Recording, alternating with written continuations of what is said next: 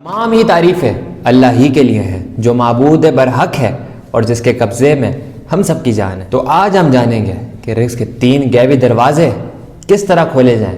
تو آئیے جانتے ہیں۔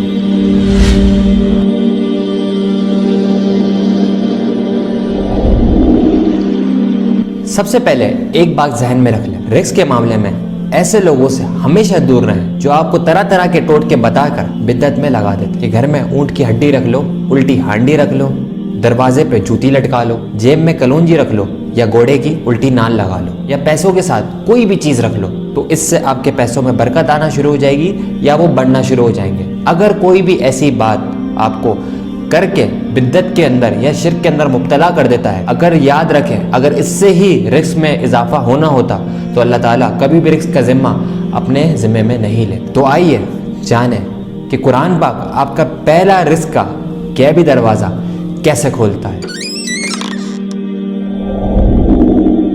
تو ہم نے کرنا یہ ہے کہ سورہ قلم ترجمے کے ساتھ روزانہ عصر کے بعد پڑھنی ہے۔ ترجمے کے ساتھ اس لیے پڑھنی ہے کیونکہ سورہ قلم کے اندر کچھ ایسے راز چھپے ہیں، جب تک آپ اس کو ترجمے سے سمجھیں گے نہیں تو وہ آپ کو پتہ نہیں چلیں گے۔ اور دوسرا کام یہ کرنا ہے کہ اس کو جب آپ پڑھ رہے ہوں گے تو پڑھنے سے پہلے 7 مرتبہ درود شریف اور پڑھنے کے بعد 7 مرتبہ درود شریف لازمی پڑھیں گے، اور اس سورہ قلم کو پڑھتے وقت اس کی آیت نمبر 32 جس کو 7 مرتبہ دہرانا ہے، تو وہ آیت یہ ہے، اسا ربنا ان یبدلنا خیر منہا انا الی ربنا راغبون۔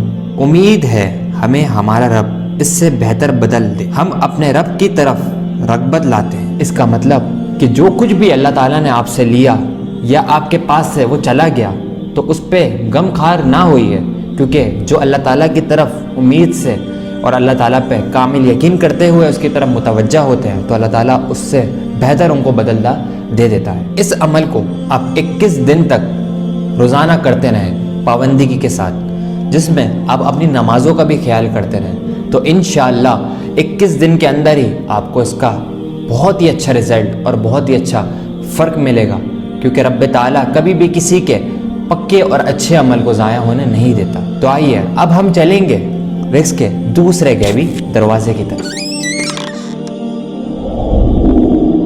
سورۃ الکوثر جو کہ قرآن پاک کی سب سے چھوٹی سورت ہے، لیکن یہ قرآن پاک میں بہت ہی قدر و قیمت اور روحانی مرحلوں کی حامل ہے۔ سورۃ الکوثر رزق کا وہ غیبی دروازہ ہے جو کہ کرنے میں تو بہت ہی آسان، لیکن جب وہ آتا ہے تو بہت ہی زبردست رزلٹ لے کے آتا ہے۔ تو آپ نے سورۃ الکوثر اس طرح پڑھنی ہے۔ سورۃ الکوثر روزانہ فجر کی نماز کے بعد 70 مرتبہ پڑھ کے آپ پانی پہ دم کریں اور گھر کے چاروں کونوں پر اس پانی کا چھڑکاؤ کریں، یہ خیال کرتے ہوئے کہ وہ پانی صرف دیواروں پہ لگے، نیچے نہ آئے، اور اس طرح یہ عمل بھی 21 دن تک آپ جاری رکھیں۔ تو انشاءاللہ 21 دن کے اندر آپ کو اس عمل کا بھی بہت زبردست اور بہت کامیاب رزلٹ ملے گا۔ کوئی بھی شیطانی بندش ہو یا کوئی بھی رکاوٹ ہو یا کوئی بھی مسئلہ ہو، انشاءاللہ اللہ تعالیٰ کے اس پاک بابرکت کلام کے طفیل سب کٹ کے دور ہو جائے گا۔ تو اب ہم چلتے ہیں رزق کے تیسرے غیبی دروازے کی طرف۔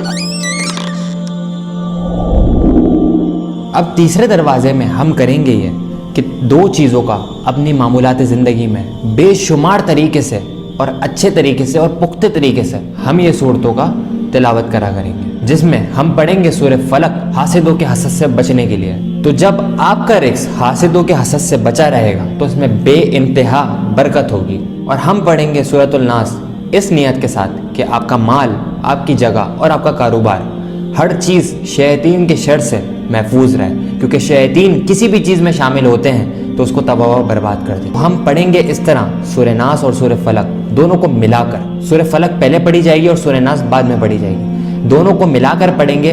اعوذ باللہ بسم اللہ صرف 1 مرتبہ شروع میں پڑھی جائے گی، اور اول آخر 11 مرتبہ درود شریف بھی پڑھا جائے گا، اور سورہ فلق اور سورہ ناس بھی 11 مرتبہ ہی پڑھنی ہے۔ اور یہ پڑھنی کیسے ہے؟ عشاء کی نماز کے بعد قبلہ رخ بیٹھ کے باوضو کی حالت میں آپ یہ پڑھیں گے، اور اس کے بعد اپنے دونوں ہاتھوں پہ دم کر کے اپنے پورے جسم کے اوپر آپ پھیر لیں گے۔ یہ عمل 3 مرتبہ کیا جائے تو انشاءاللہ اس عمل کے طفیل یہ 21 دن کے اندر آپ کو تینوں دروازوں کو انشاءاللہ ایسا نور ملے گا کہ آپ لوگ مجھے اس ویڈیو کے ذریعے سے دعائیں دیں گے۔ فری استخارے کے لیے ہمارے آفیشیل روحانی چینل کے واٹس ایپ نمبر پہ آپ رابطہ کر سکتے ہیں، تو انشاءاللہ ہماری پوری ٹیم آپ کی خدمت میں لگی رہتی ہے۔ اللہ تعالیٰ آپ کو اور ہمیں رزق کی مالا مال برکتوں سے اور نور سے پر نور عطا فرمائے، اور اسی طرح اچھی اچھی باتیں، کرم والی باتیں، فضل والی باتیں، رحم والی باتیں سیکھتے رہیں۔ دعا کریں کہ آپ کی ذات سے